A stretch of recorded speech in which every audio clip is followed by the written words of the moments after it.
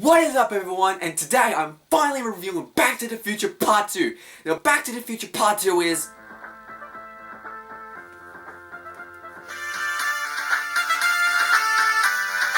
Sorry, I can't have to take this. Hello? Is this Corey from Corey's Reviews? Wait, who is this? Never mind that now. Are you available? I don't know, I'm kind of in the middle of recording a video. I don't care. Meet me in the park, now.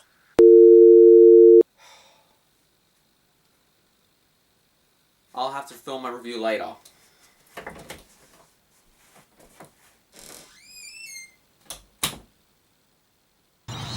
Alright, I'm here. Got your text message?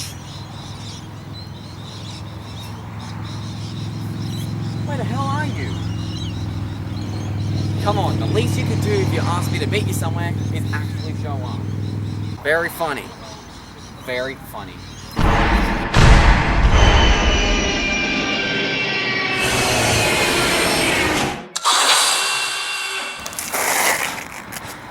Hold up, is that Corey? I'm you from the future. Wait a minute, how's that possible? What the hell's the DeLorean doing here in Australia? Where did you get that awesome hat? Listen to me. You're about to review Back to the Future Part 2, right? Yes, that's correct. That's why you were interrupting when you texted me. I'd like to do it. Why? Because I'm you from the future and Back to the Future Part 2 kind of takes place in the future.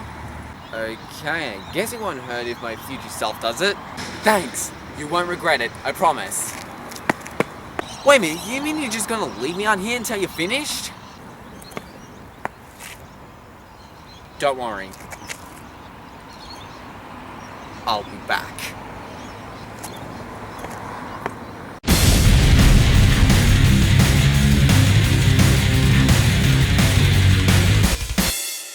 Back to the Future Part 2 was released in 1989, and just like the last film, it was directed by Robert Zemeckis and stars Michael J. Fox and Christopher LLoyd. This movie takes place immediately after where the first movie left off, and it's about Marty McFly and Dr. Emmett Brown having to go into the future, the year 2015, October 21st, 2015 to be exact, because there's this massive problem going on with Marty McFly's family, and they have to solve this problem. While they're in the future though, Marty McFly finds about this book known as the Sports Almanac. A book that basically tells the winner of all these sporting events over the last 15 to 20 to 30 years or so.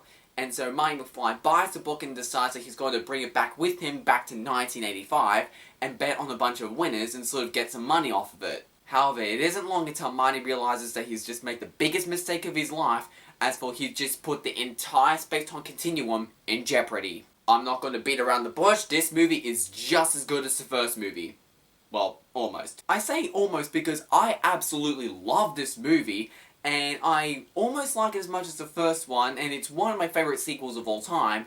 However, unlike its predecessor, this movie does actually have a couple of flaws. This is not a perfect movie. And yeah, there are a couple of flaws, but I'll talk about them a bit later on. But first I've got to start with the good. This movie is incredibly fun and incredibly entertaining. It's just as entertaining as the first movie. I think that's up for debate, but I think it's around on par. It's just as entertaining. And really, it's just mainly because of the characters, and the fact that Michael J. Fox and Christopher LLoyd have managed to return for the roles. Everyone knew that Michael J. Fox and Christopher LLoyd were basically born to be together in Back to the Future, and if these two are not going to be able to come back together, then what's the point in making another Back to the Future movie? So, it's a delight to see these two get together once again, and they are just incredibly entertaining. But one thing about their relationship I think kind of improved over the first movie is the fact that I feel like there's sort of a bit of a father-son relationship metaphor kind of there. Because even though that he now has a better father, this Marty McFly grew up with a weird, geeky, nerdy, weird, socially awkward kind of father. So really, George McFly, while not being a very bad parent, like he wasn't abusive or anything, but he wasn't really good because he wasn't really that much of a father to him. He was just a socially awkward man that just has the father name. And so Dr. Emmett Brown kind of feels like he looks out for Marty, he looks out for his safety, and tells him what to do, what not to do, and that kind of thing. And like, they are great friends, and they get along really well. However, I feel like that Doc Brown is sort of trying to be the father that Marty never got. And the reason why is because when Marty McFly makes mistakes like buying the Sports Almanac, Dr. Emmett Brown doesn't say anything like, oh, I'm your friend or anything, but he absolutely freaks out and he tells him off for it. He actually does get yelled at and lectured about it by Dr. Emmett Brown. He just goes and turns to Marty and goes, "This is unacceptable behavior, Marty. I built the time machine to travel through time, not to gamble." And I feel like that's great because it sort of shows a bit more of a father-son like relationship, as for one is looking out for the other, which I think was wonderful. And there's also a great time for them to be just good friends and them just having some great, more iconic lines. Ugh, it's like we're in hell or something. No, Marty, it's Hill Valley alright, but I can't imagine hell being much worse! It was also a genius of an idea having this movie take place in the future, and here's mainly why. Since the movie came out in 1989, and a part of the film takes place in 2015, when the year actually came, Back to the Future suddenly exploded in popularity again. Despite the fact that Michael J. Fox has this horrible disease, he actually came out and he went ahead on stage. He and Christopher LLoyd found another time machine, they dressed up and everything, and pretend they come out of 1985 and did this whole massive stage thing. It's a great video, and it was great to see Michael J. Fox come out and do that sort of thing on the actual date, despite having the horrible disease. It's a very entertaining video. Links down below if you want to watch it yourself. It's a very good video. But not only that, but the overall movies have become extremely popular again. People started talking about the movies. People started going, yeah, Back to the Future was a great movie.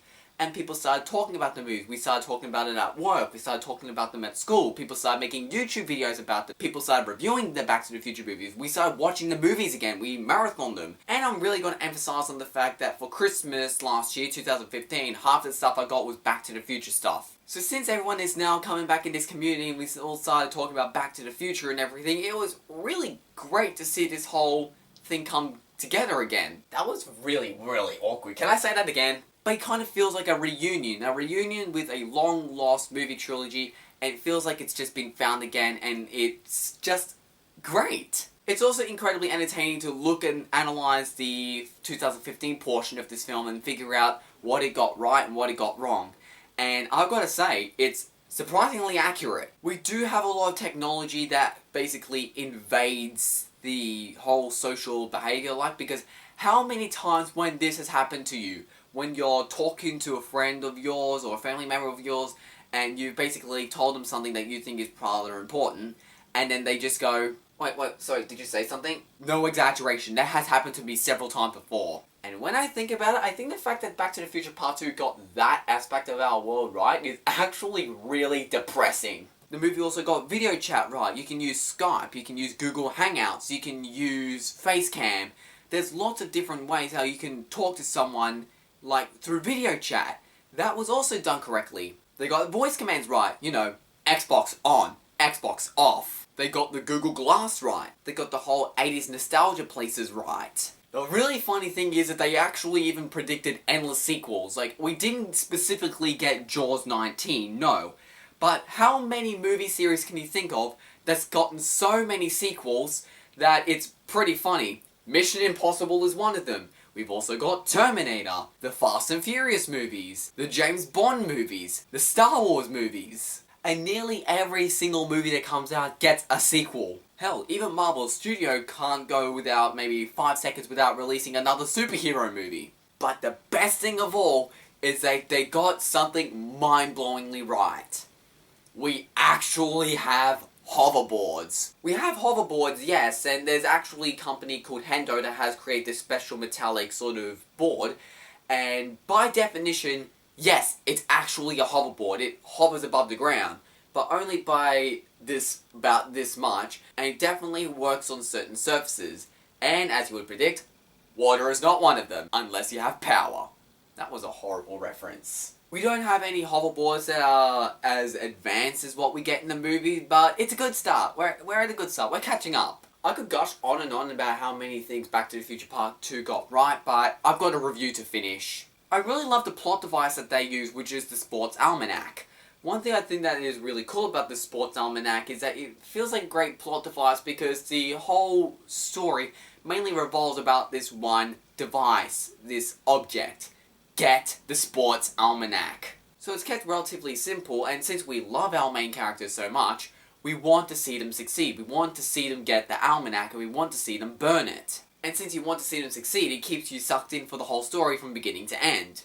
It was also really cool to see events from the first movie happen again, only from a different angle or perspective. I think that was a really cool touch. And the story is also very easy to follow, even for little kids. Like, Dr. Emmett Brown is trying to explain the overall definition of an alternate timeline, which when you really think about it, is actually a really complicated thing. But the way he illustrates it on the blackboard, even as a little kid, I saw that and went, I get it, I know what he's talking about. The fact that this movie can make little kids understand what an alternate timeline is a pretty crazy thing to accomplish. So now when we're trying to explain stories that have time travel in it, we use a very similar formula. But considering this movie has a lot more time travel in it than the first one, they go from 1985 to 2015, back to 1985 to 1955 to 1885. And since they're jumping around a lot more in this movie than they were in the first movie, it is still easy to follow, but I have noticed that it has caused one plot hole. And I'm going to explain it to you, but it's time travel, so I'm going to do my best to explain it as clearly as I possibly can, but if you get lost, I'm sorry. But I'm going to try anyway.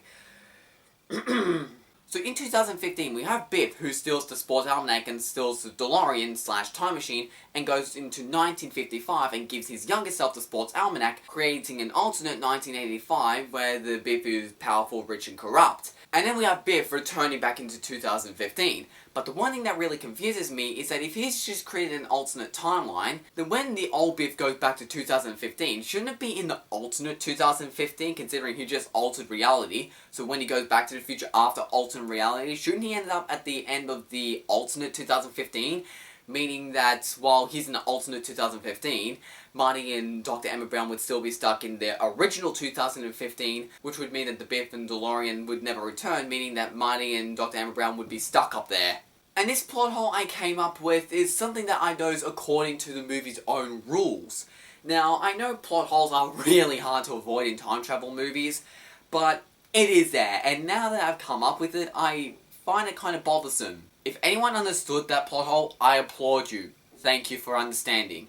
If you have any ideas as to how this plot hole can be debunked, then I would love to hear your ideas and theories in the comments. That one plot hole just makes things a little bit more confusing for me, which is why I don't think it's as good as the first movie. Hold on, pause. Something doesn't make sense. Look, in 2015, Biff steals the sports almanac and takes the time machine back to 1955 to give it to his younger self. But as soon as he does that, he changes the future. So the 2015 he returns to would be a different 2015, not the 2015 that Marty and Doc were in. This is Hot Tub Time Machine all over again. If future Biff goes back to 2015 right after he gives young Biff the almanac, he could get back to the 2015 with Marty and Doc in it. Because it wasn't until his 21st birthday that 1955 Biff placed his first bet. Wait, whoa. Is placed right? What do you mean? Is placed the right tense for something that would have happened in the future of a past that was affected by something from the future? Had will have placed? That's my boy. Okay, so it wasn't until his 21st birthday that Biff will have placed his first bet and made his millions. That's when he altered the timeline. Yeah, but he haven't placed it. What? Unlike Hot Tub Time Machine, this couldn't be more simple.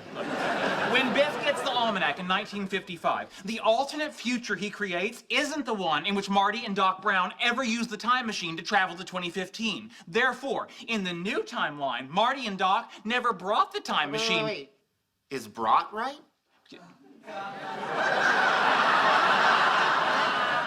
Marty and Doc never had brought? I don't know. You did it to me. I'm going with it. Marty and Doc never had brought the time machine to 2015. That means 2015 Biff could also not have brought the almanac to 1955 Biff. Therefore, the timeline in which 1955 Biff gets the almanac is also the timeline in which 1955 Biff never gets the almanac. And not just never gets. Never have, never hasn't, never hasn't.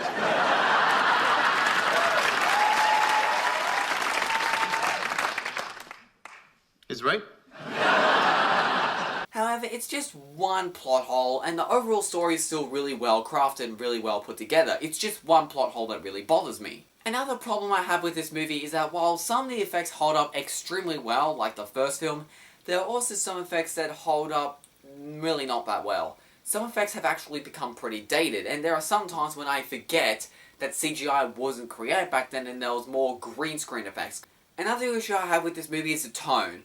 It's a bit too inconsistent for my taste. Both Back to the Future and Back to the Future Part 3 had a much more upbeat and very fun, entertaining tone. While that tone does appear at points in the film, there's also some areas during the Hell Valley sequence where the film's tone just goes a lot more serious and a lot darker and everything. And I don't mind the overall sequence, and I feel like it fits the story and everything.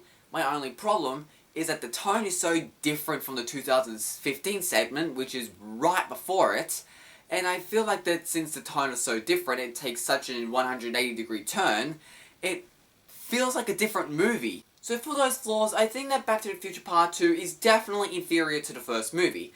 However, that doesn't make it a bad movie at all, or even just a good movie. It's a great movie. It's fun, it's entertaining, it's upbeat, it's just not as good as the first one.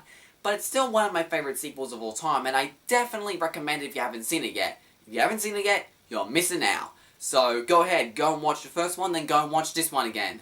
Stay tuned for my review for Back to the Future Part 3, that will be out very soon. And until then, hasta la vista, baby. Alright.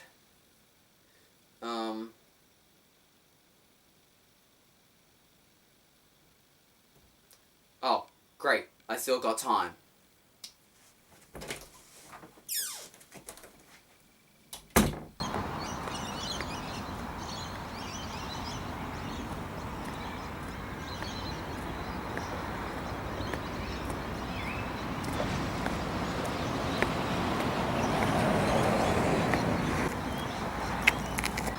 So how'd it go? Couldn't have gone better. So now what? I need to go. Okay, see you then. Dude, you have to come with me. Wow. Back to the future. I think I'll pass. Thank you. This isn't a choice, Corey. You have to come with me. How do I know this isn't just some old kidnapping? Because I am you? Seriously, why would I kidnap myself? Alright, point taken. So you're coming? No! Why not? Because I don't want to risk screwing up the space-time continuum and our existence. That's exactly what I'm talking about! What do you mean that's exactly what you're talking about? I came back in time as the future Corey to review Back to the Future Part 2. Not because I wanted to, but because I had to. Why? After deciding that I wanted to review the Back to the Future trilogy, I realized that I had to do it in a very specific way if I did not want to screw up the space-time continuum. Since the present self and the first movie mainly takes place in the present, 1985, and so that means that the present self had to review Back to the Future Part 1, which is you. You're the present Corey. And so you reviewed Back to the Future, which was perfectly fine. Back to the Future Part 2 takes place in the future, which is 2015. And so the future self needed to come over and review Back to the Future Part 2, and that's how it worked. So I came here so the future self reviewed Back to the Future Part 2. Now to finish it off, to review Back to the Future Part 3, we need to go back in time and get our past self to review Back to the Future Part 3. Since Back to the Future Part 3 takes place in the past, we need to... Wait a minute, if you said that we need to go back in time to the past, then why don't we go straight there? Because you said I need to go with you to the future. Why not go straight to the past? Because having 3 versions of us will put too much strain on the space-time continuum. We need to go back to the future, drop me off, and then you need to go back into the past and get your past self to review Back to the Future Part 3. Okay, so let me get this straight. You need to go back to October 21st, 2017. Right, October 21st, 2017. So I need to take you back to October 21st, 2017, drop you at your original time place, and I need to go with you because I need to go with you into the future so I can drop you off, then take that DeLorean and go back in time to my past self to get my past self to review Back to the Future Part 3. That's correct. And once he has finished reviewing Back to the Future Part 3, return to this current location, 2016, and destroy the time machine. So once we get to your future and I have to go back in time, how far do I have to go exactly? We'll worry about that later. First, let's get back to 2017.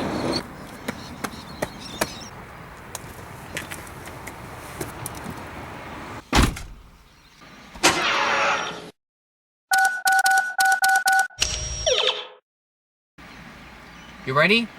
Yes. Now let's go!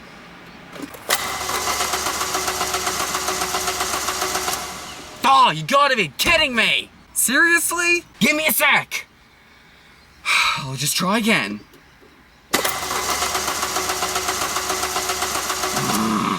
Come on! You son of a...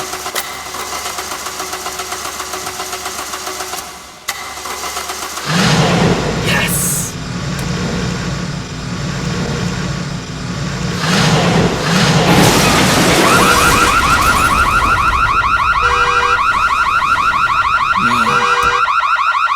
Great driving! Shut up!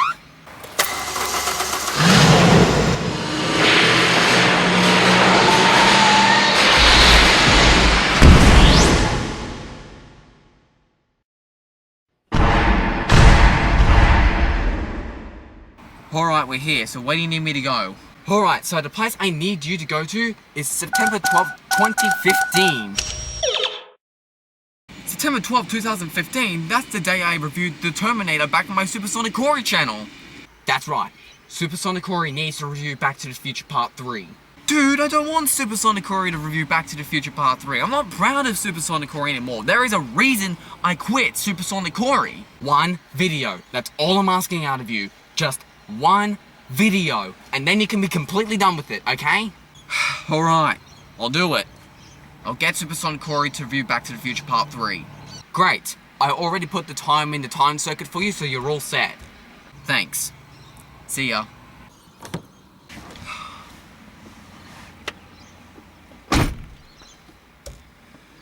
Alright.